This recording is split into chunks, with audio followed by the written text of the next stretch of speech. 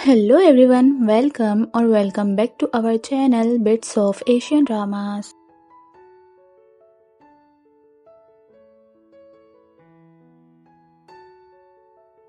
शुरुआत होती है शू वेनिया की पहली दफा इस गेम में एंट्री से। उसकी आंख लिफ्ट में खुलती है। शुरू में उसे लगता है जैसे कोई उसके साथ प्रैंक कर रहा हो। एलिवेटर नीचे जा रहा होता है और अब वो फाइनली रुकती है। गेट खुलता है और इस बार की लोकेशन होती है एक लाइवली सा थीम पार्क। लेकिन देखते ही देखते ये जगह एक अजीब एरी वाइब देने लगती है। दूसरी तरफ काओ शुआन, चुन्यू और उनका ग्रुप ऑलरेडी सीरियस मोड में होते हैं। च्यांग आते ही पवन को बोल देता है कि मेरे पीछे पीछे रहना, मैं तुम्हें प्रोटेक्ट करूंगा। इतने में शू वेनिया की एंट्री होती है। जैसे ही वो अंदर आती है और इतने सारे लोगों को, स्पेशली अपने पहचान वालों को देखती है, वो एकदम खुश हो जाती है। उसे लगता है चलो ठीक है, इतने लोग यहाँ हैं तो शायद कोई खास डेंजर ना हो। यहाँ च्यांग का टिपिकल अंदाज फिर सामने आता है। वो वेनिया को देखते ही उसकी खूबसूरती से इम्प्रेस हो जाता है और फौरन उसे ही इम्प्रेस करने लगता है। लेकिन वेनिया भी सीधी सिंपल लड़की नहीं, वो सीधा उसे एक थप्पड़ मार देती है।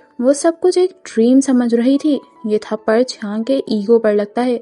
काओ शुआन देखता है कि वेनिया इस जगह को लिटरली किसी पिकनिक स्पॉट या किसी वेकेशन जैसी नजरों से देख रही है।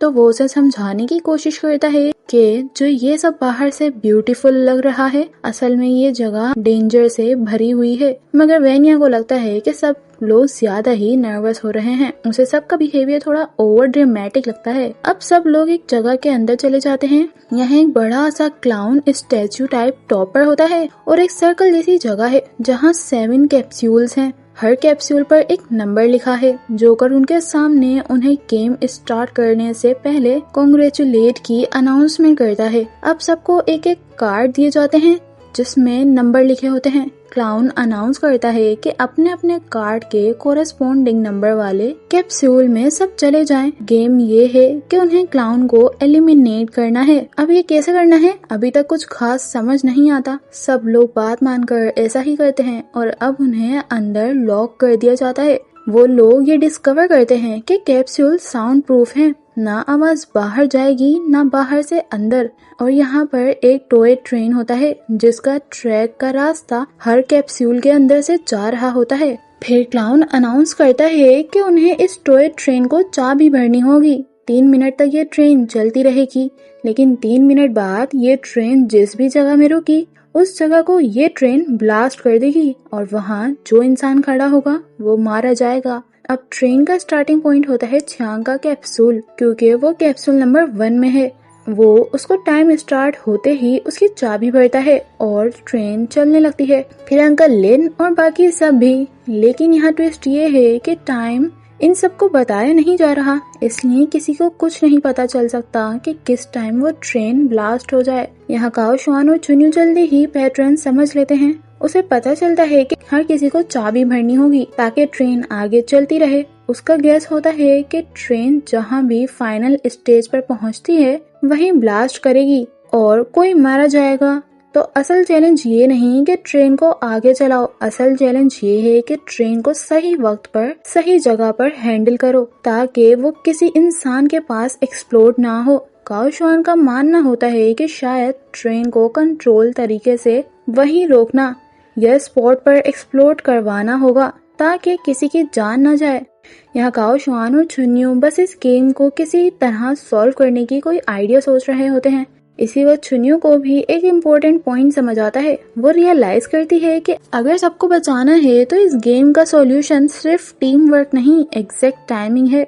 यहाँ वो नोटिस करती है कि 2-2 टाइमिंग काउंट कर रही है। उसकी मदद से चुन्यू नोटिस करती है कि ट्रेन को एक कैप्सूल से दूसरे कैप्सूल में जाने में 10 सेकंड लगते हैं। लेकिन यहाँ क्लाउन अचानक से 2-2 के कैप्सूल से पहले ही ट्रेन को बाउंस बैक कर देता है और अब वो फिर से चुन्यू की तरफ बढ़ती है। यानी ये भी एक ट्विस्ट है गेम के पजल को और ज्यादा टफ बनाने के लिए। चुन्यू वापस अपनी कैलकुलेशन स्टार्ट करती है जिससे उसे पता चलता है कि चाबी भरने में 5 सेकंड लगते हैं और ट्रेन को एक कैप्सूल से दूसरे में जाने में 10 सेकंड लगते हैं। तो टोटल 15 सेकंड में ट्रेन दूसरे कैप्सूल तक जाती है। अपने दिमाग में वो पूरी जगह का एक मॉडल सोचती है और कैलकुलेशन करती है कि छांग के कैप्सूल से अंकल लिन तक 15 सेकंड लगे, फिर अंकल लिन के कैप्सूल से वैनिया तक 30 सेकंड हो गए, इसी तरह काओशुआन तक 45 सेकंड, देन छुनियो के 60 सेकंड, फिर बाउंस बैक होकर वापस छुनियो तक पहुंचने में ट्रेन को लगे 30 सेकंड, टोटल हो गए 90 सेकंड।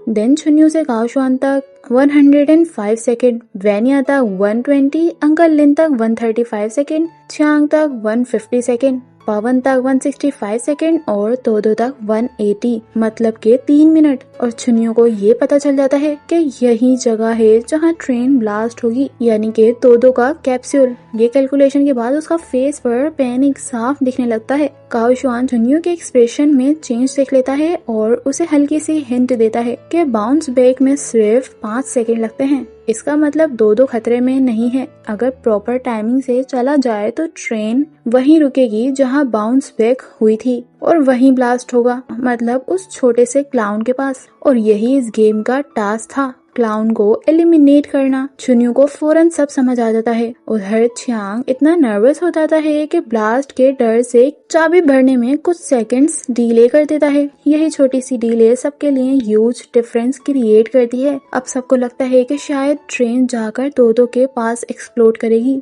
जब पवन अपनी बारी पर चाबी भरता है, वो देख लेता है कि छुनियो और काओशुआन तोदो की तरफ टेंशन भरी नजरों से देख रहे हैं। बस अब वो भी समझ जाता है। उसका दिमाग बस इसी बात से परेशान हो जाता है कि कहीं तोदो को कुछ हो ना जाए। इसी इमोशन में पवन डिसाइड करता है कि अगर जरूरत पड़ी तो वो खुद सेक्रीफाइस हो जाएगा, बस तोदो बच जाए। वो ट्रेन को आगे जाने ही नहीं देता और टाइम खत्म होने लगता है। सब पवन को रोक रहे होते हैं, चीख रहे होते हैं, लेकिन फिर ट्रेन एक्सप्लोड करती है और पवन यहीं मारा जाता है। जस्ट किडिंग, यहाँ पार्टी पॉपर का ब्लास्ट हुआ था और पवन बिल्कुल ठीक था। एक पल के लिए सब लिटरली समझ नहीं पाते कि ये क्या हुआ। तोदो के दिल में पवन के लिए बहुत गहरी फीलिंग्स जागती हैं, क्योंकि वो देख चुकी होती है कि वो उसके लिए सेक्रीफाइस तक करने को रेडी था। सब लोग सुकून की सांस ले रहे होते हैं। पवन भी बहुत खुश था, लेकिन जैसे ही सब सोचते हैं कि शायद लेवल खत्म हो गया, एक और शॉक मिलता है। पवन का कैप्सूल नीचे उतरना शुरू हो जाता है, यानी लेवल अभी खत्म नहीं हुआ था। जाते जाते भी वो तोदो को बोलता है कि उसको ना भूले। अब सबके कैप्सूल के गेट खुल जाते हैं। छांग फौरन कैप्सूल को ऊपर खींचने की कोशिश करता है, लेकिन कोई फायदा नहीं होता। तोदो को फौरन गुस्सा आता है। उसे लगता है कि अगर छांग ने डिले ना किया होता तो शायद पवन फेल ना होता। छुनियो सबको समझाती है कि इस गेम का असल रूल ये है कि सिर्फ टैक्टिक, कोऑपरेशन और म्यूचुअल ट्रस्ट के साथ बॉम्ब कंट्रोल होगा। अगर एक भी बंदा सेल्फिश या हेजिटेंट हुआ तो पैटर्न बिगड़ जाएगा, और अगर सब टाइम के हिसाब से चले, अच्छी कोऑर्डिनेशन के साथ, तो ट्रेन उस छोटे क्लाउन पर रुकती और कोई भी एलिमिनेट ना होता। अब क्लाउन एक बार फिर गेम स्टार्ट होने की अनाउंसमेंट करता है। फिर कार्ड्स डिस्ट्रीब्यूट होते हैं और पवन की जगह उसकी कैप्सूल में एक क्लाउन अपीयर होता है। अनाउंसमेंट होती है, अगर इस लेवल को पार कर लिया और क्लाउन को एलिमिनेट कर दिया तो पवन को बचाया जा सकता है, मतलब वो भी गेम में मरा नहीं है। लेकिन ये राउंड हारे तो वो दूसरा हारने वाला प्लेयर भी उसी जगह पहुंच जाएगा। इस पॉइंट पर छांग को उम्मीद मिलती है कि अगर गेम के रूल्स के अंदर रहते हुए सरवाइव किया गया तो शायद उसके भाई को भी बचाया जा सके। तो फिर टाइमिंग करने लगती है। इस बार वो और ज्यादा डेस्परेटली काउंट कर रही होती है ताकि टीममेट्स के लिए वक्त बन सके और आखिर में क्लाउन को उड़ाकर पवन को बचाया जा सके। सब लोगों को गेम अब समझ आ गई थी, कुछ डरने की बात नहीं थी। लेकिन छुनियो सडनली नोट करती है कि टाइम 8 सेकंड पर आ गया है, यानी ट्रेन अब जल्दी चल रही है। टाइमिंग एडवांस हो गई है। सब लोग नोटिस करते हैं कि पहले के मुकाबले ट्रेन उन तक जल्दी पहुंच रही है। दो भी नोटिस करती है और अब वो कंफ्यूज और बहुत पैनिक हो जाती है। उसे अपनी काउंटिंग कंटिन्यू नहीं हो पाती। पवन की सोच उसके दिमाग में घूम रही होती है। पपेट की बात सोचकर काओशुआन को लगता है कि एलिमिनेशन मैकेनिज्म के अंदर जरूर कोई टर्निंग पॉइंट है।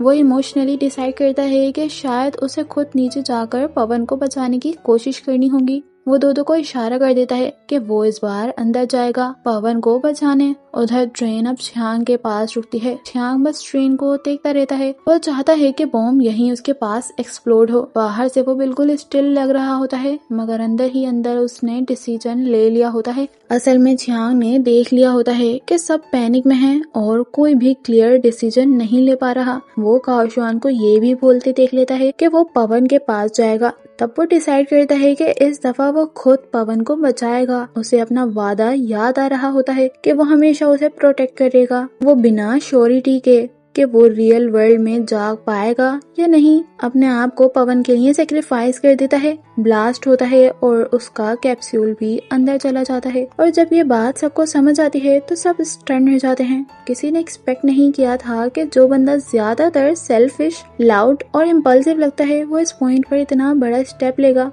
वैनिया भी उसे देखकर फील करती है कि हाँ, ये बंदा चाहे रफ हो लेकिन इस मोमेंट में थोड़ा हैंडसम भी लग रहा है। सबको पता होता है कि इस गेम में सिर्फ एक बंदा बच सकता है। और फिर सीन शिफ्ट होता है। छियांग होश में आता है और देखता है कि वो एक बहुत ऊंचे अजीब से ओवरपास पर खड़ा है। नीचे क्या है कुछ नहीं दिखता। हर तरफ डार्कनेस, अंधेरा, जैसे वो लोग इस स्पेस में आ गए हों। वो एकदम घबरा जाता है। उधर पवन छियांग को देखकर बहुत इमोशनल हो जाता है। उसे यकीन नहीं आता कि वो उसे बचाने आया है। फिर अनाउंसमेंट होती है कि फिनिश लाइन तक भागना होगा। शुरू में दोनों को लगता है कि शायद ये लेवल इजी होगा, बस आगे चलना होगा और क्लियर हो जाएगा। लेकिन छियांग को कुछ ऑफ फील होता है। आहिस्ता आहिस्ता दोनों को समझ आता है कि इस गेम को जीतने के लिए उन्हें फिनिश लाइन तक भागना होगा। लेकिन फिर भी कुछ नहीं होता। उनका डिस्टेंस खत्म ही नहीं हो रहा था, जैसे कोई लूप हो। पवन को दरवाजा या फिनिश पॉइंट कुछ अजीब लगता है। वो दोनों भागते रहते हैं लेकिन पवन का स्टेमिना कमजोर होता है। जब वो दोनों रुककर ऑब्जर्व करते हैं तो एक और डार्क रूल सामने आता है। छियांग नोटिस करता है कि डोर तभी आहिस्ता आहिस्ता उनके करीब आता है जब उनमें से एक उल्टा डायरेक्शन में चल रहा होता है।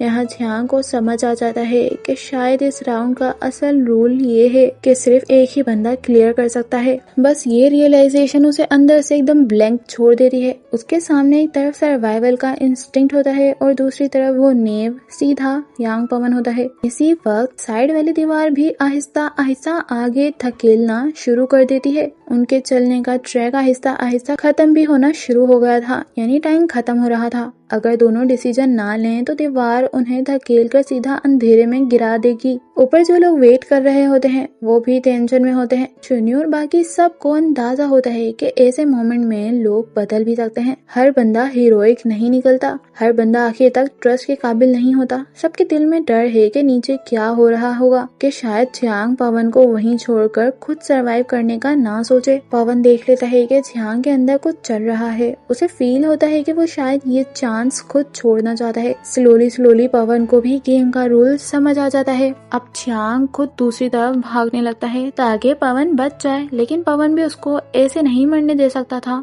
वो भी उसके साथ भागता है और उसे कहता है कि ये सब उसकी गलती नहीं थी। कहता है कि थोड़ी देर रुक जाओ, क्योंकि वो भाग भाग कर थक गया था। और फिर एक इमोशनल मोमेंट आता है। छियांग पवन में जैसे आयोंग का साया देखने लगता है और वैसे ही उनका रास्ता और छोटा हो जाता है। उसे महसूस होता है कि उसके 2 भाई जा चुके हैं, या कम से कम वो उन्हें खो देने के डर में जी रहा है। वो ये तीसरा भाई जैसा बंदा भी नहीं खोना चाहता। निकलने से पहले वो पवन से कहता है कि अगर वो बच गया तो आयोंग की दादी के पास जरूर जाए। और फिर छियांग पवन को नीचे गिरा देता है ताकि वो भाग ना सके और खुद आगे दौड़ पड़ता है ताकि पवन को फाइनल चांस मिल सके। पवन का स्टेमिना वैसे ही वीक था, वो छियांग को कैच नहीं कर पाता और फिर वो फिनिश लाइन उसके बिल्कुल करीब आ जाती है और रनिंग पाथ बिल्कुल खत्म हो जाता है और उसकी आंखों के सामने छियांग डार्कनेस में गिर जाता है।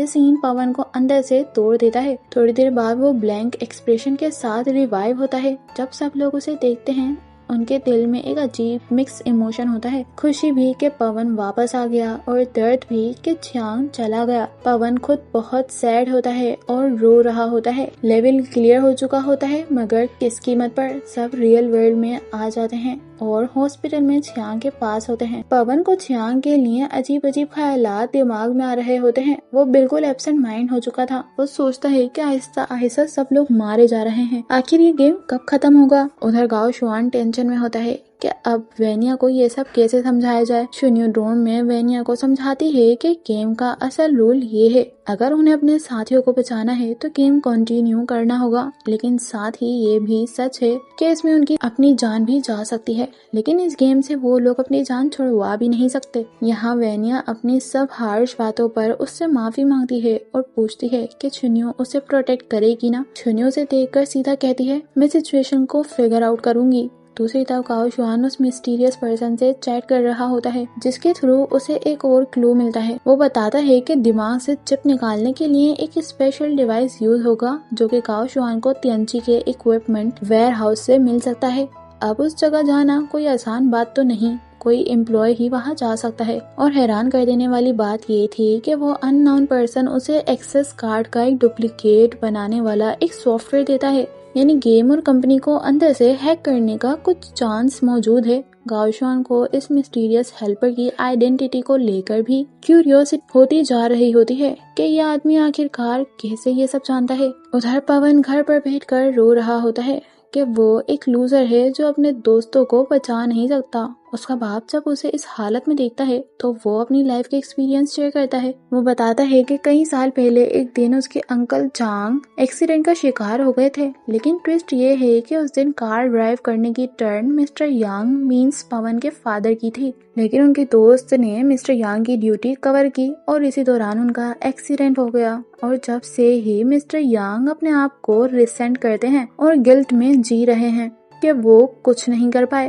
लेकिन उन्होंने एक बात सीखी इन सालों में कि अपने आप को रिग्रेट में रखने से कुछ नहीं होगा। उन्हें कुछ ऐसा करना होगा जिससे ये पता चले कि वो इन सब के लिए माफी मांगना चाहते हैं। इसलिए मिस्टर यांग के पैरालाइज्ड होने के बाद उनका और पूरी फैमिली का खर्चा मिस्टर यांग ने उठाया, जिससे उन्हें एक सुकून मिला। इसीलिए रिग्रेट से कुछ नहीं होगा, कुछ ऐसा करना चाहिए जिससे उनकी हेल्प हो। और अजीब बात ये होती है कि इस दफा पवन वाकई उसकी बात से इंस्पायर होता है। वो डिसाइड करता है कि वो टूट कर नहीं बैठ सकता, उसे वापस उठकर अपने दोस्तों को बचाना होगा। जब पवन अपने बाप को थैंक यू कहता है और हॉस्पिटल के लिए निकल जाता है, उसका बाप अंदर से खुश तो होता है, लेकिन बाहर से टिपिकल टफ एक्ट ही दिखाता है। इस वक्त चुन्यू जब चांग को ढूंढने आती है तो पता चलता है कि उसे ऑलरेडी मूव कर दिया गया है। पवन भी वहां पहुंच जाता है और अब दोनों डॉक्टर से पूछने जाते हैं। वहां डायरेक्टर से पता चलता है कि छिंगयो और चांग दोनों को आईसीयू में शिफ्ट कर दिया गया है। वहां बात करते हुए चुन्यू नोटिस करती है कि जिस डॉक्टर से वो बात कर रही है उसके हाथ पर मोल है और फौरन उसे काओ शुआन की वो बात याद आती है कि डॉक्टर जिया जिससे मिला था उसके हाथ पर भी एक ऐसा ही तिल था।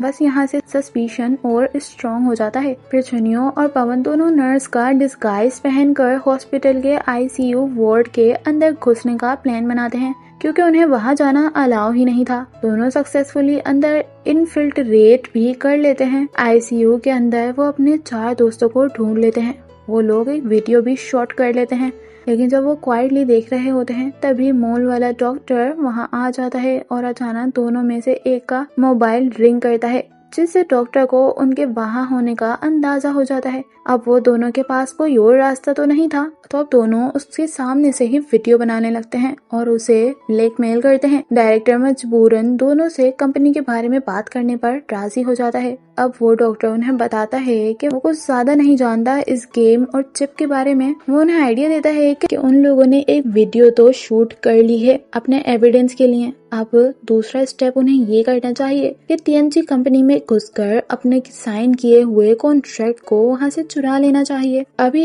इसी पैरेलल ट्रैक पर काओ शुआन भी चुपके से टीएनजी कंपनी के कॉन्फिडेंशियल एरिया में सॉफ्टवेयर के जरिए घुसने की कोशिश कर रहा होता है। काओ शुआन कॉन्फिडेंशियल एरिया में एंटर होने ही वाला होता है कि तभी पवन का कॉल आ जाता है। पवन उसको सब सिचुएशन बता देता है और अपना प्लान भी कि आज वो दोनों कंपनी में घुसकर कॉन्ट्रैक्ट चोरी करने वाले हैं।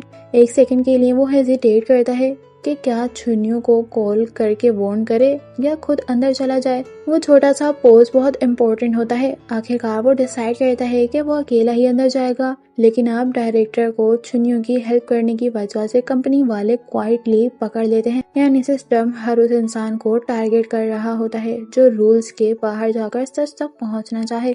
ये पार्ट अब यहीं खत्म हो जाता है। तो गाइस, अगर वीडियो अच्छी लगी हो तो इसे लाइक जरूर करना, चैनल पे नए हो तो सब्सक्राइब कर देना। मैं मिलूंगी इसके न्यू पार्ट में। Till then good bye.